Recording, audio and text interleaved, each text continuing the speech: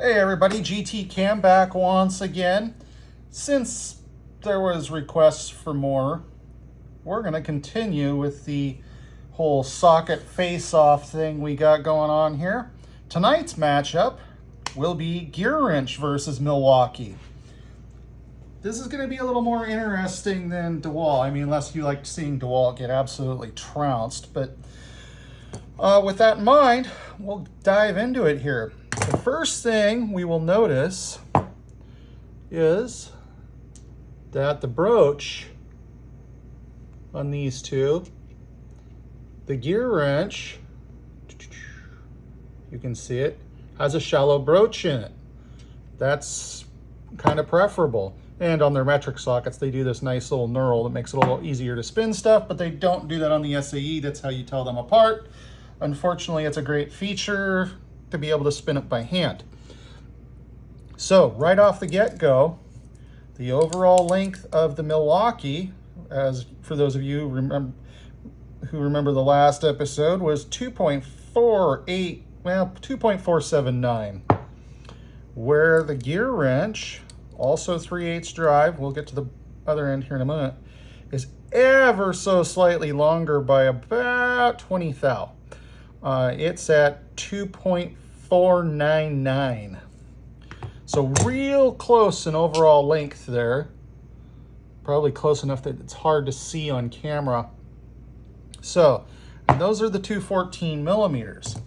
As far as the inside dimension goes, we get 0.560 on the Gearwrench versus 0.560 on the Milwaukee. So their internal dimension is pretty much the same.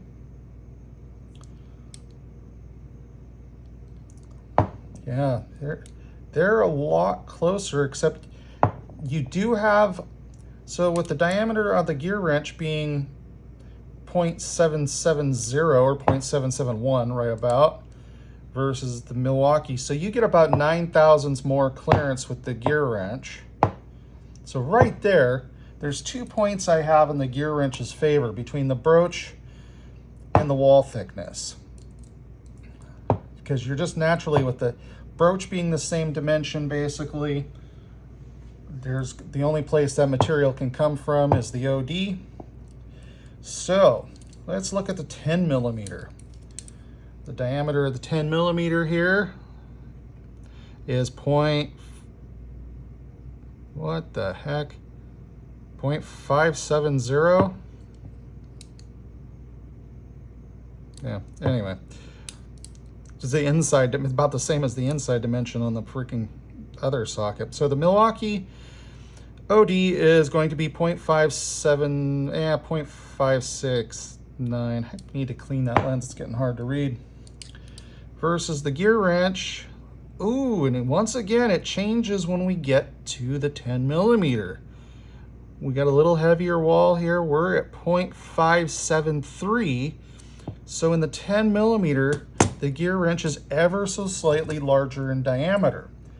But again, even with the 10 millimeter, we can see that we got a shallow broach again. I'd measure the depth. It's enough different that it's a lot. Overall length, we get 2.51. So yeah, 2.510 on the Gearwrench versus the Milwaukee at 2.475. So the Gearwrench is ever so slightly longer. Chrome, I don't know if you guys can see the difference in the chrome. I don't know what it is with the Milwaukee. Despite being probably a China-made socket, it appears to have a little nicer chrome work on it. Not enough so to make me go that route instead, especially for the price difference. So between the two, I am inclined to say I would be inclined to go with the Gearwrench. The Gearwrench is going to be more economical, at least for your wallet. It's shallow broach, which is what I like to see. Maybe you like the deeper broach, so maybe the Milwaukee is going to be more in your wheelhouse there. But we will continue this series. We got a few more to go. We got a lot more to go. I got some Tecton over here. I've probably got some old Craftsman. There's a few more things kicking around here. So with that in mind, that's what I've got for you on the Gearwrench versus Milwaukee. If you guys think I should venture into the shallow side of this, let me know. Oh yeah, they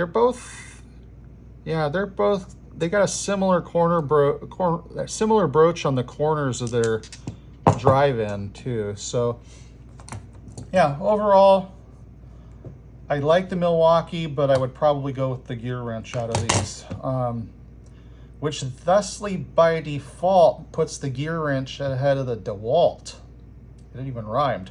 So with that in mind, that's all I've got for you tonight. If you feel so inclined, drop me a like and a subscribe. Throw any comments in the bottom you want. Outside of that, y'all have a great time. Talk to you later.